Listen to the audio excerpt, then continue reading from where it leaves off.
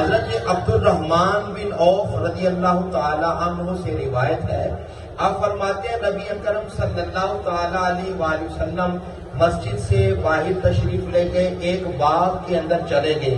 प्यारे आका मौला सल्लल्लाहु ताला अलैहि वसल्लम ने बड़ा लंबा सजदा किया, बड़ा लंबा सजदा किया। कहते मैं परेशान हो गया कि प्यारे आका मौला सल्लल्लाहु ताला अलैहि वसल्लम ने इतना लंबा सजदा किया।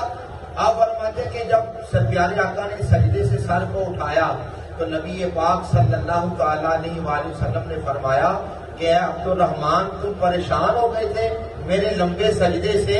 मेरे पास जिब्रील अमी हाजिर हुए और आकर अर्ज किया, या रसूल अल्लाह, रब्बे करीम की तरफ से ये पैगाम है, जो आपका उम्मती आप पर दुरूद भेजेगा, रब्बे करीम उस पर दुरूद भेजेगा, जो आप पर सलाम भेजेगा, रब्बे करीम उस पर सलाम भेजेगा।